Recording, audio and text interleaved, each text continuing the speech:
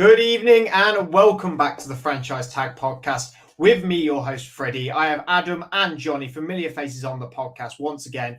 We are back now till, April next year, I suppose. So get used to our faces, get used to our guys. We've got the same guys back on again. Sky and Andrew will also be on numerous shows as well. It feels like a long time ago since the Kansas City Chiefs beat the San Francisco 49ers in the Super Bowl in February, 25-22 in that stunning overtime victory. And it's been a good summer. We've done a lot. I mean, my summer has taken me to the NFL Hall of Fame. Not inducted, obviously, just as a visitor. But it's been a good summer. Johnny's had a lot of nice holidays. Adam has had some good days out as well. Since then, we've had loads of moves, some shake-ups. We've got new head coaches, potentially maybe a new face of the NFL for the future. And we've also had tons of great NFL UK events as well and more to come. We are going to be doing the Tuesday show like we did last season. Every Tuesday, general chit-chat. We've got many other shows coming out in the week as well to fulfill your NFL and NFL UK and Ireland needs, which obviously Ireland is now incorporated into the NFL UK as well. Adam, Johnny, thank you for coming. Welcome back again. Obviously, it's been a while for us all. We are probably a little rusty, me especially, as the host, but I'm sure we can pick things up where we left them off in April. Firstly, we'll start talking about the top 100. We'll briefly talk about that, which came out the other day. Obviously, this is voted for by players. Am I correct? It's by players, right? Yeah. So we've got the top 100. The top 10. We're not going to cover the whole 100. That'd be ridiculous. That'd be the whole podcast. What's the point of that? We'll talk about the top 10 though. Number 1 being wide receiver for the Miami Dolphins, Tyreek Hill. Number 2, quarterback for the Baltimore Ravens, Lamar Jackson. 3, CMC, Christian McCaffrey, running back of the San Francisco 49ers. 4, Patrick Mahomes, the quarterback winning Super Bowl quarterback of the Kansas City Chiefs. Myles Garrett, the defensive end for the Cleveland Browns. Chris Jones, defensive tackle for the Kansas City Chiefs. Trent Williams, offensive tackle for the San Francisco 49ers at 7. Number 8, my guy, Pittsburgh Steeler, TJ Watt.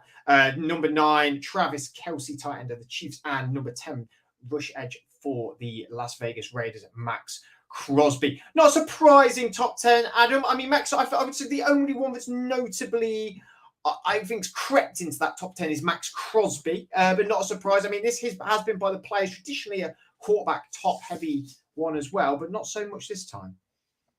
No, I think it's quite nice to see that it's not a quarterback for a change. It's certainly different. I must admit, it just seems like a vote, isn't it, for the players to give their opinion, and that's it really. I wouldn't really take too much notice into it. I'm not, there seems to be a lot of people getting funny about the fact that Tyreek's number 1. Okay. I'm okay about it. I mean, I don't know how everyone else is, but it's fine. And like I say, it just seems like something for them to vote on. I think it's quite nice that it's different. And considering, Johnny, now we're in such an offensive-heavy league now, isn't it quite nice to see, was it 4 defensive players, that have made that top 10 in Chris Jones, Myles Garrett, TJ Watt, and Max Crosby. I mean, like I said, it's such an offensive game now. It's nice to see them guys getting the day in the sun. Yeah, definitely. I think you say that, Max Crosby, maybe a bit of a surprise that he's in there, but I certainly think he's been, certainly last year and from the last couple of years, been a dominant player. And it's great to see that he's getting recognised by his peers, and with Adam as well.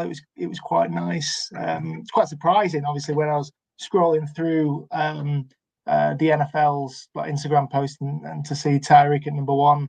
That's not to say I don't think he deserves it. I was just, I suppose, a little bit taken aback to see that he'd been voted by his peers as the best player. Obviously, there are some surprising picks throughout the top 100. If we're basing on it from last year, what's Aaron Rodgers doing in there, and perhaps Joe Burrow shouldn't have been anywhere near it as well. But yeah, it's a good list. It's always nice to see who people think are the best players, and there's certainly some surprises in there. So well worth checking it out. Isn't it a bit of a weird one though? Because it's not just about last year, is it? That's what's a bit strange. It just seems like it seems like just a general sort of like how we feel about that player at the moment. I don't know. It's some things that I've seen that suggest that it's based on, or it's marketed as it being on the year before. But I don't mind if it's general. Aaron Rodgers is obviously a huge name. He didn't do anything last year because of his injury, but whether or not it is based on that, he's obviously got that reputation.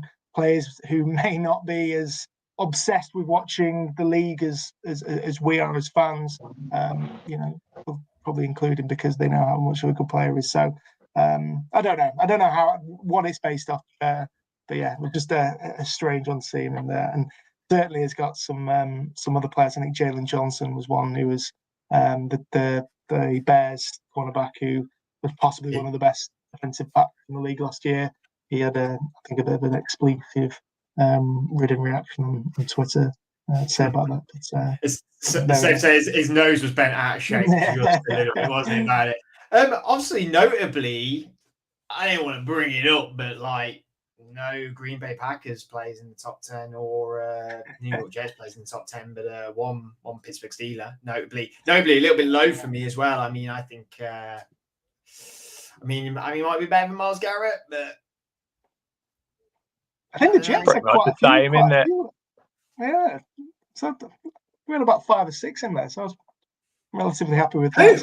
5 or 6? Who? Oh wait, no, actually, I'm going in the whole top 100. Yeah. I know.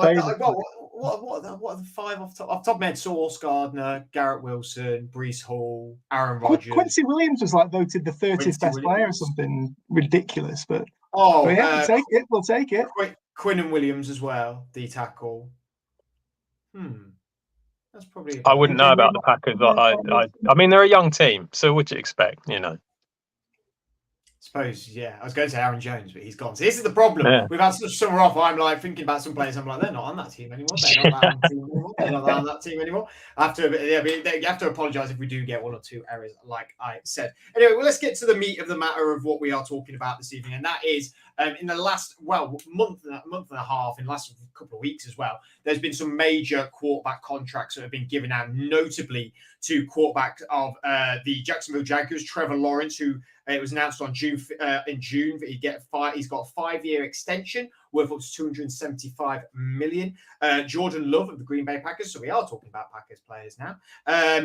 Last week he got a 4-year extension worth $220 million, and also Tua Tagovailoa of the Miami Dolphins, who had his was announced just before Love. So Love was last week. I think his was just at the end of the week prior. He has a 4-year, $212 million extension. Firstly, 3 different quarterbacks in sort of draft prospect. How many years have been in the league? The teams they're on. It's all very different, isn't it, Johnny? I mean, let's maybe look at each individually, and then we can talk about this in the grand scheme of the quarterbacks around the league and everything like that. So let's look at Trevor Lawrence to begin with. This one was announced early on. Obviously, a person that we see a lot here in the NFL UK zone in Wembley and at Spurs of last year as well. A quarterback that, when he came out from Clemson, everyone said was going to be the next face of the NFL. Not necessarily happened. Obviously, there was a lot of stumbling blocks with Urban Meyer, the, disgraced ex-coach of the Jacksonville Jaguars. But he's been progressing and hitting his heights and getting better and better. And, what's your take on this contract? 5 years, $275 million. It's obviously a huge contract. He is... alongside another player or another couple of players, I think, actually, who we'll come on to talk with a little bit later, the highest paid quarterback per year. And I think it's not, it's not unfair to say that Trevor Lawrence has not matched up to his expectations coming out of college yet. Yes, there have been some high points, but I think his first 3 years at the Jacksonville Jaguars haven't really lived up to those expectations. Some of those, as you mentioned, haven't been wholly his fault with all the drama going on for the franchise when he came in as a rookie. But yeah, I think he's only got one playoff win. It's obviously a lot of money, but this is the way that the league is going. And if the Jaguars hadn't, I've gone black for some reason, but there we go, back now. If the Jaguars hadn't of given or weren't to give him a contract this year, they risk losing out on him altogether. The quarterback's obviously the biggest, most important position. It's just amazing how much these people, these players are getting paid. And Lawrence, many people won't put him anywhere near their top 10 quarterbacks in the league. It's not to say that he's not talented, and I'm sure he will want to justify this contract more than anyone. I think it's been a little bit of a mixed bag off season for the Jaguars. I think from what I can see on the just on the face of it, they other deals have been questionable. Not to say that they lost the likes of Calvin Ridley, but obviously replaced him with Brian Thomas. But yeah, I think there's still a lot of question marks on Lawrence and the Jaguars going into the 2024 season. So I think you've got to say that at the moment it's probably an overpay to what they've given him. I mean, I don't really agree with you. I don't think it's an overpay at all. I think I don't think this is necessarily Trevor Lawrence's fault. I don't think there's a question mark over Trevor Lawrence. To be honest, I think there's a question mark over the Jacksonville Jaguars as a team. Adam, what do you think to that statement? I kind of agree with Johnny, actually. I don't feel like he's really done what... I think the problem is with Trevor Lawrence is that there was such a lot of hype with him coming out of college. This is the best that we've seen since Andrew Luck, and that he's going to take the league by storm. And I think we all kind of expected a lot to happen because of that. Obviously, that hasn't really happened. The Urban Meyer season is definitely a reason why it's stalled. But the thing is that even if you take that one away, you've seen him do better under Doug Peterson for that first year. And then normally, if you have that as year one, you would then expect year two to improve. And it kind of didn't really happen that much. And I think that's where it kind of feels a little bit like maybe the player's not quite as good as what maybe we all thought he was going to be. At the same time, I will take your point that the Jags as a team, I don't feel like they've put the best things around him all the time. I feel like some of his receiving options have, Calvin Ridley came in, but he was coming back from being off for a long time. Christian Kirk, I know they paid him a lot, but I wouldn't say he's the best receiver going. I mean, he's solid. He's a solid wide receiver too for most teams, but I wouldn't say he's the best.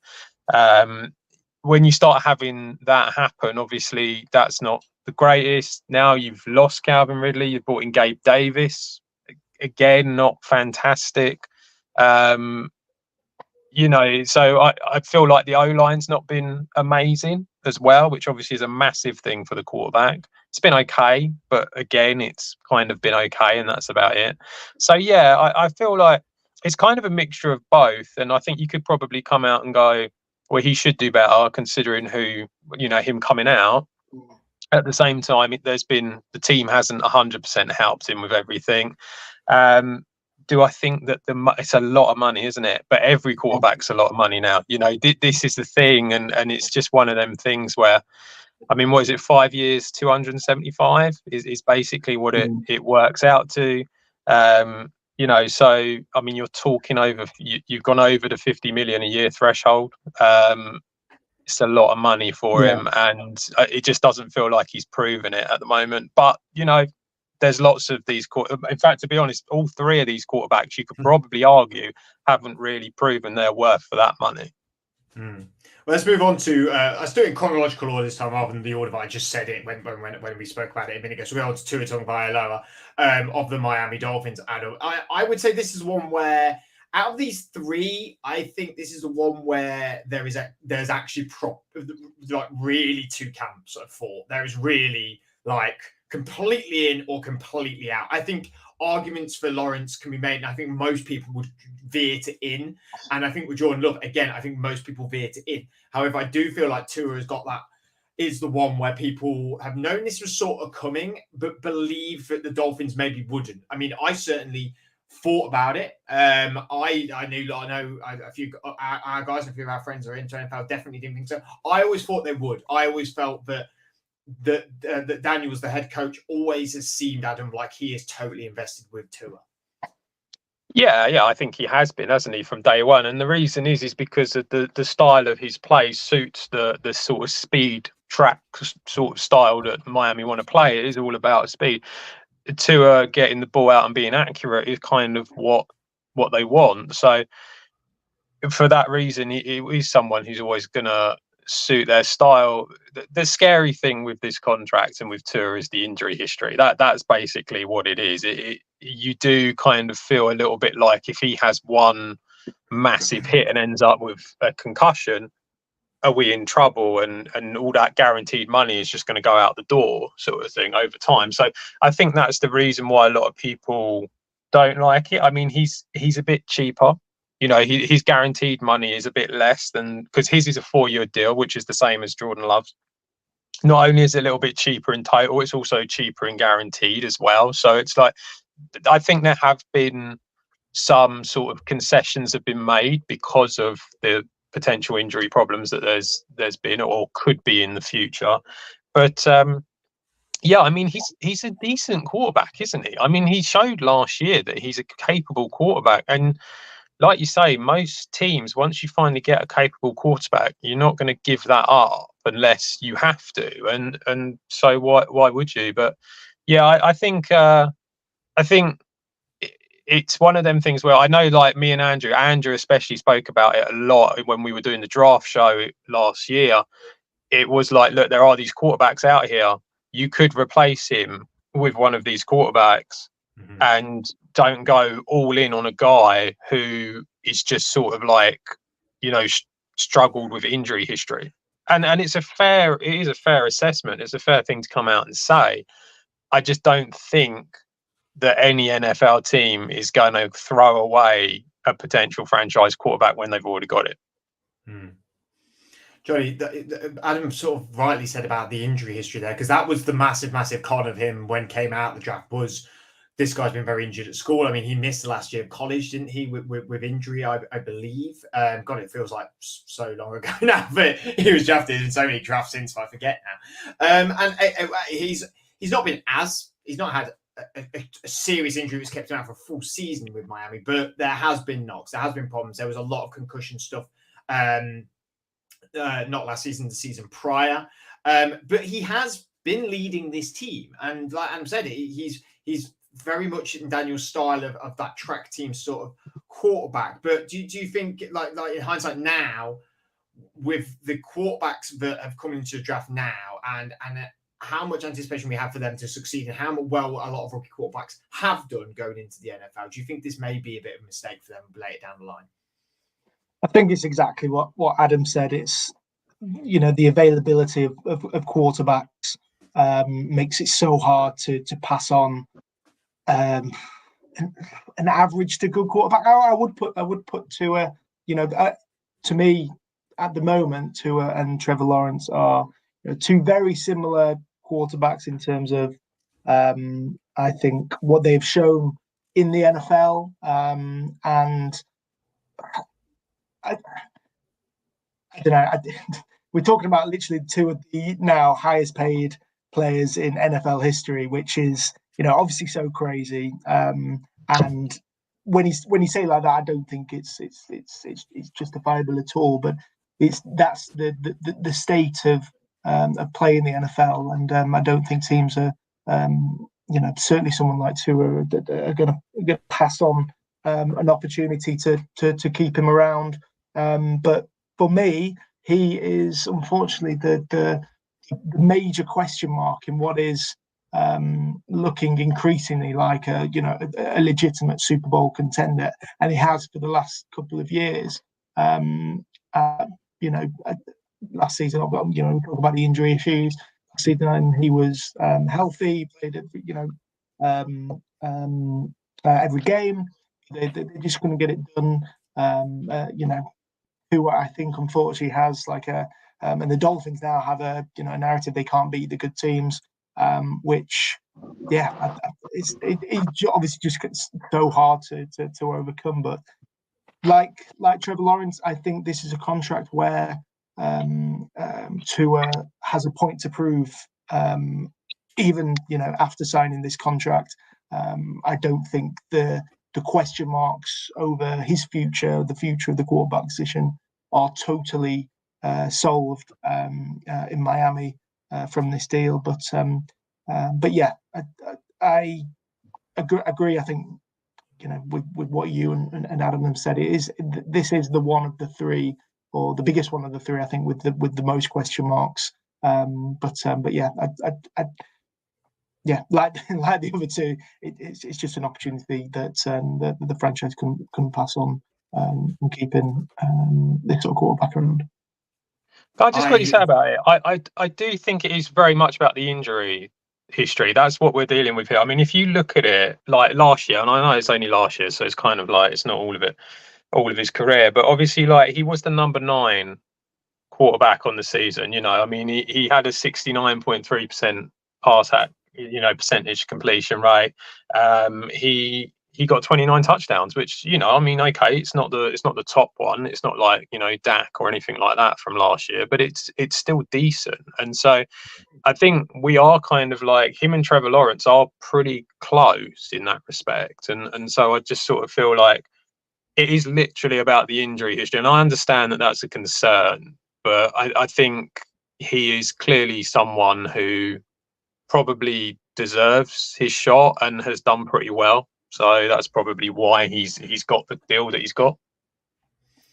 Yeah, I can completely understand it. I always thought they were going to sign him because I always thought with Daniels that was his guy, and I always felt like he always stayed very true to that. But I think this is a massive mistake. I think this is a huge mistake. I think they need to use their resources in other places. I think they could have got a quarterback in that was very similar to Tua, and I think I cannot see you struggling with the likes of Jalen Waddle and Tyreek Hill, and they keep solidifying up their offensive line. They could use that money to utilize to get in a better defense. Their cap has been terrible for a very long time, and it will get that way again, and they will lose talent. But that is the mistake for the Dolphins to make. Let's move on to Jordan Love. Can I just quickly ask before that, who are you getting? Yeah. That's exactly the question. If I'm really honest, mate, it's been that long since I've concentrated on NFL. I can't remember but just from last year. I've still got Kenny Pickett on my mug. I don't know what year I am in the NFL. By the way, and whoever the company got us this mug, if I can have a Fields and Wilson one, sorry, that is my alarm going off. If I can have a Fields and Wilson one moving forward, that'd be very, very, very kind of you. Let's move on to Jordan Love. That is your quarterback, Adam. I'm going to let you start with this one again, even though you started last time, because it is your quarterback. 4 years, worth $220 million. Only a one-season wonder, really, isn't it? Isn't this a lot of money, really, for this style of player? It is. It's loads of money in the same way that it's loads of money for the others. It's just one of them things where that seems to be what the price is now. It's, I mean, I was looking at it. Josh Allen is like number 9 or 10 or something in the sort of per year amounts he gets. He must be fuming. He must be desperate for a new contract. Look, I think if you think that you've got your guy, then you go for it, don't you? That's basically what it is, and they obviously feel that they have. It's 1 year of playing, but it's 4 years of him being in the building, and I think that's the one thing that gets lost in all of this a little bit. He looked pretty good. He did pretty well in the back end of the season. I mean, when you think for the first 7-8 games, he really struggled. He still came out as the QB5 for the season. So that says a lot. Got 32 touchdowns, over 4,000 passing yards. So it was a pretty good season for him. Yes, it's a lot of money, but I mean, it like I say, it's just what it is now. And also the thing is, they can pay him. They can do this, and because they've got all these other guys around that are on rookie deals, and so that works. And then I suppose really the other thing I can say is, if you look at the history of the Packers and what they've done, I mean, it's very much like, I can't remember the book I was reading. There was something to do with the history of the Packers, and it was very much, there was a bit about Ron Wolf, who came in as GM back in the 90s, and it's never changed. Like, that's been the model since he turned up in the 90s, and you've got Favre out of it, and you've got Rodgers out of it, and now you've got Jordan Love out of it. And, you know, it looks like it's worked again, so they're not going to change it. And it's just passed down the line from different GMs. They've just continued to do the same thing. So I think because of that, you can't sort of come out and go, oh my God, what are they doing? This is really expensive. It's just what the price is, because that's the price for the next one. And they've got a history of doing it. So happy days.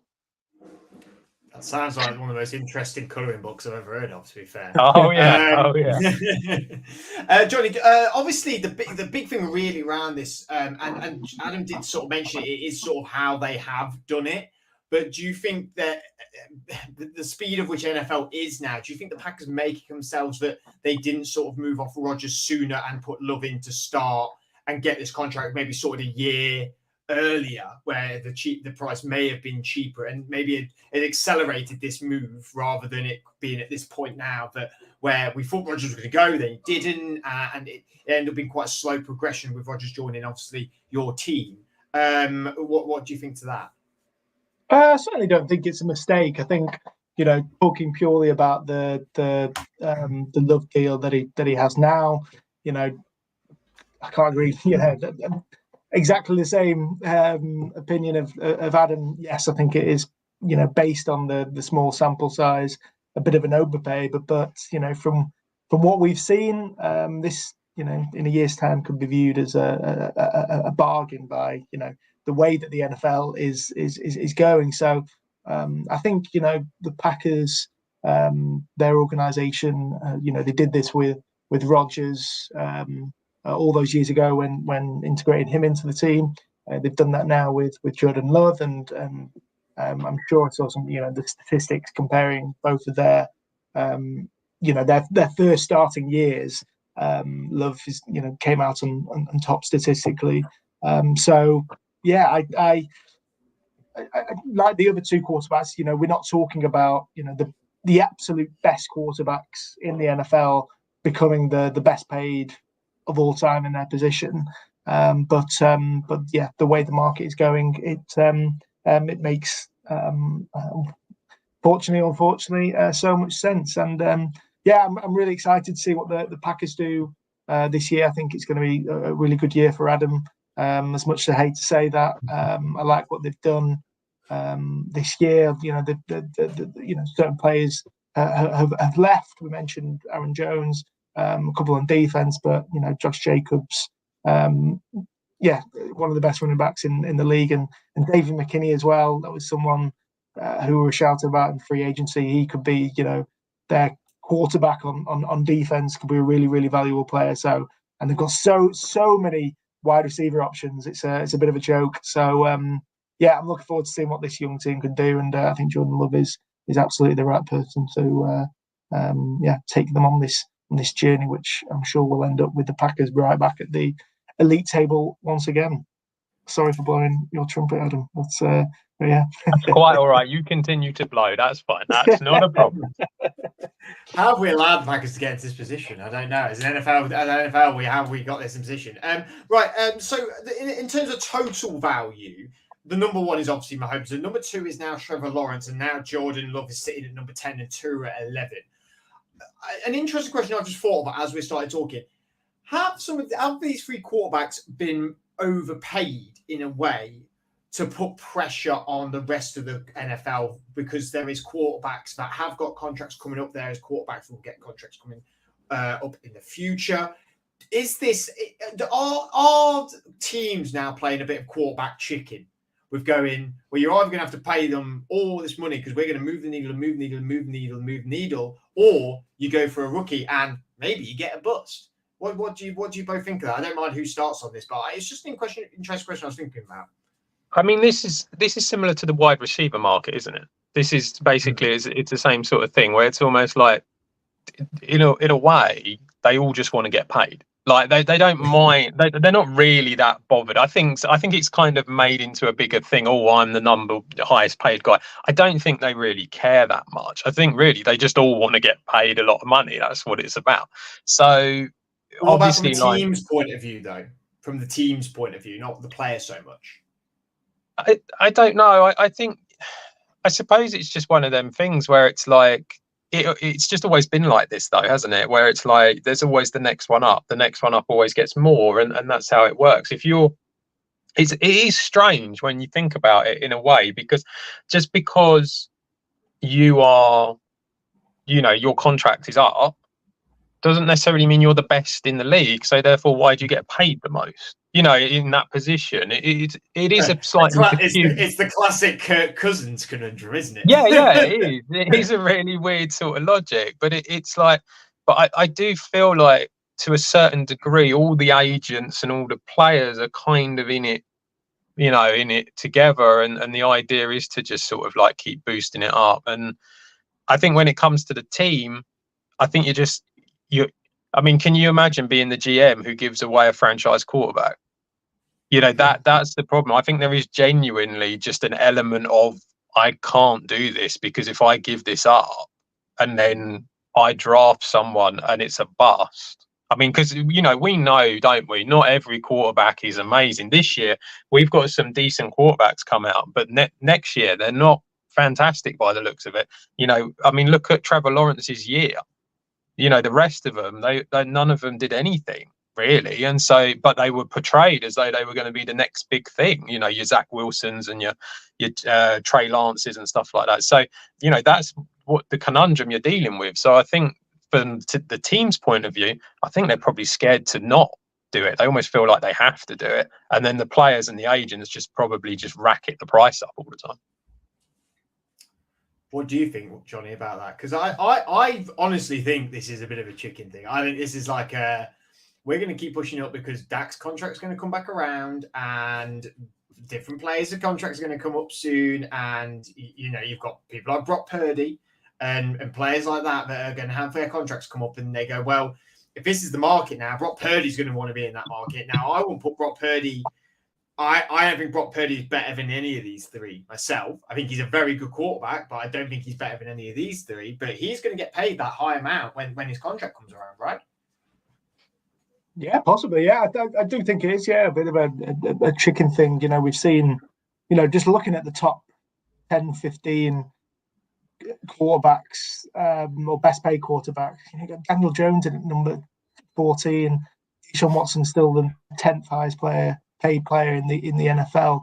Those were decisions that. Are you trying to say that NFL GMs don't know what they're doing? No, not at all. But it's precisely that thing where they're scared that if they don't pay that player, then they aren't going to have a quarterback or a decent player in the most important position. I can't believe Daniel Jones is making over $40 million dollars a year.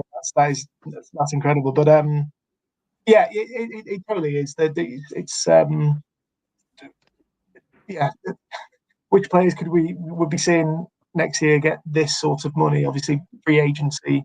Dak is someone who, if he puts a decency, he could well be, one of, if not the best paid quarterbacks in the league next free agency. Sam Darnold could do a Baker Mayfield, perhaps.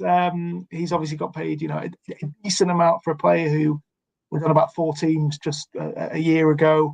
Yeah, it's all about, if there is a glimpse of, I know you're a Jets fan, Bisbee, but seriously, Sam Darnold's not going to do anything. He's the listed starter now for Minnesota.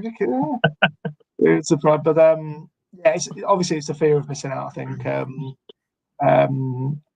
if those rosters, particularly the Dolphins in this sort of scenario where they have not many holes except from the quarterback position. And if you have an average quarterback who, I don't know, is you're just gonna pay him. You'd rather pay him that much than have him hold out and potentially not play. Just your point on there, actually. Admittedly, this article has been, because I just thought that was interesting. You said about what about next year, and this article was published in February. I admit, so it is an article. It's just the first one I've got on. It says who are the best NFL free agents at quarterback. So we've got Dak, Goff, Love, Lawrence, Tagovailoa, Fields, Jones, Wilson, Lance. Well, Prescott's the only one in there. Goff's got a new deal. Love's got a new deal. Lawrence got a new deal. Tagovailoa. Fields has gone from the Bears, and we've given him a year deal at least. Jones has gone to the Jags and has got a year deal, I can imagine. Wilson and Lance, I don't think I cannot remember what's happened to Wilson and Lance. I don't know where they're at. Or didn't Wilson go to the 49ers actually? No, he's at the Broncos. Broncos, that's the one. So he's got a year deal there. Ridiculous. I think his NFL career is over. But so really, next year we probably won't see him. Other than that, Dak will be the big talking point once again. But that is kind of the point, isn't it, with the whole sort of like Tua thing. So like when you look at that list and you think, okay, well, most of them have already been signed up. Dak hasn't been signed up, so that's obviously someone who is he's a very, very good quarterback. You can't say he's not a good quarterback. He's a very good quarterback. But what else is on that list that you think is going to be better than Tua? And then if you're not doing that, you're looking at the draft. But the problem is that your team's actually reasonably good. So you're going to be sort of mid to, say like between 16 and 24 in the draft. So who are you getting?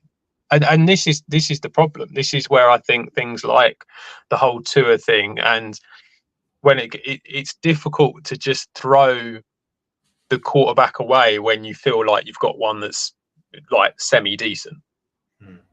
Right, let's move on from the quarterbacks because that was a lot of fun to talk about. But we'll go into sort of the big rumors. I mean, we'll talk about the biggest rumor to begin with. If we have time at the end, we'll talk about a minor rumor that has been happening. But the biggest one, obviously, is Brandon Ayuk has made it very, very clear now. This has been going on for a fair few months now, but Brandon Ayuk looking to get a trade away from the San Francisco 49ers. The teams that are leading the race apparently are my Pittsburgh Steelers, the Cleveland Browns, and the New England Patriots. Johnny, I mean, would you, if the Jets are in, I know there won't be, but if the Jets were in the conversation for looking at Ayuk, do you think it's a player that you would like to see on your team? I mean, how do you feel about Ayuk? He sort of has been the number 2 guy at San Francisco. Arguably has looked like a number 1 in a lot of games as well. What's your take on Ayuk's sort of imminent departure from San Francisco? Yeah, I think definitely on the field he has been, certainly last season one of the best receivers in the league, and I think every team in the NFL would love to have him. There's always concern, I think, with me with disgruntled players who are trying to force a move, ahead of their contract disputes. You're obviously going to pay up a lot of not just money to bring out, because essentially he'll be moving to get a better contract. But I've not seen much regarding what it would take to sign someone like Ayuk, but multiple picks, including potentially a high-end first and possibly a mid second, third round pick for a player who will probably become the best played wide receiver the way that market is going. Someone who has obviously been very disgruntled and very outspoken against the organization that he's at. It just sits a little bit uncomfortable for me, but it seems you can say imminent that he's going to leave, but this has been rumbling on for the whole summer, and it's something that I can obviously bang the drum about the Jets and some of their contractual disputes. I mean, an absolute nightmare so far this summer, but it's obviously not a good look for San Francisco, who failed to match his contractual demands. Whether that is having any impact on their camp and their practice and other players who are looking for a contract, that's something that is a bit of a concern particularly for a team that is, well, certainly last year was a team where many of us expected to win the Super Bowl. Obviously got there, but I'm sure will be amongst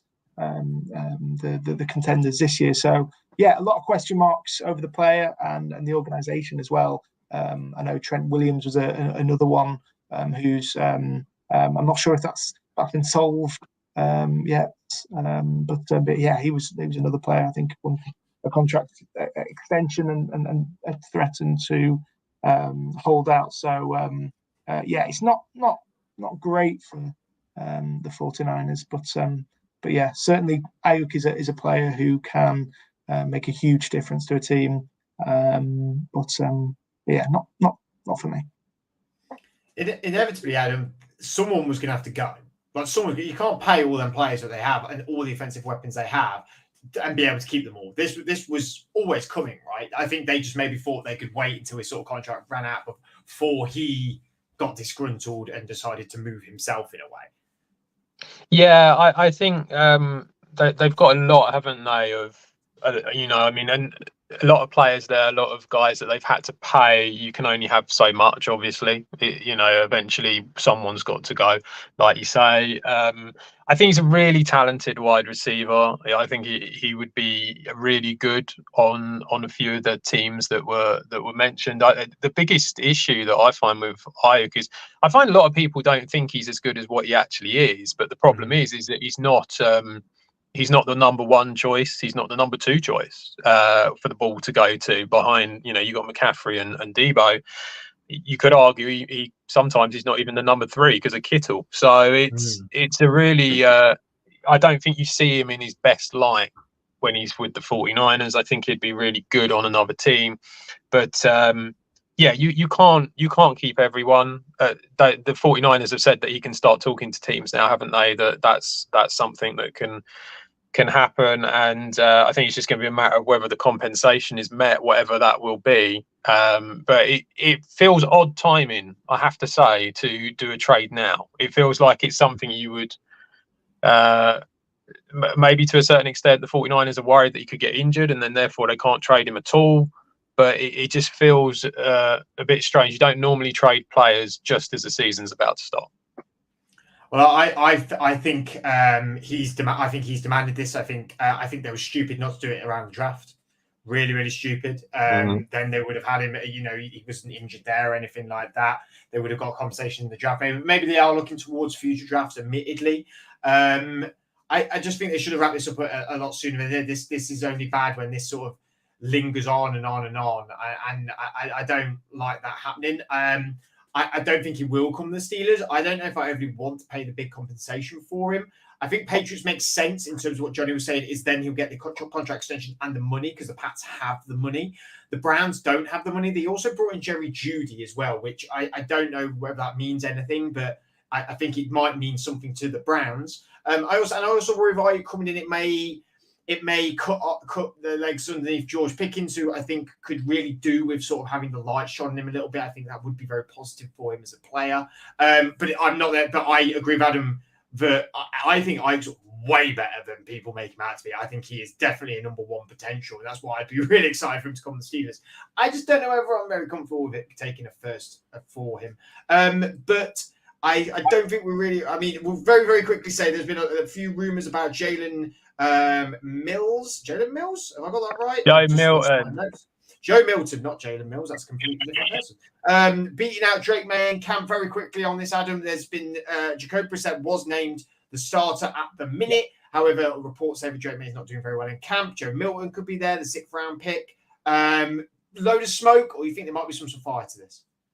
It wouldn't surprise me. Joe Milton's a really good quarterback. He came from Tennessee, and I think that he's got a good chance of doing something. I mean, Drake May did struggle in the last year of his college career. A lot of it was because the sort of players around him had gone, but he did struggle. Joe Milton's got a hell of an arm on him, and he's definitely someone who could do something. We've seen it before, haven't we? Where there's been times where teams have drafted 2 quarterbacks and they've gone and actually the one who was the much lower one, look at Trey Lance and Brock Purdy. So it's like it's happened before. It could happen again.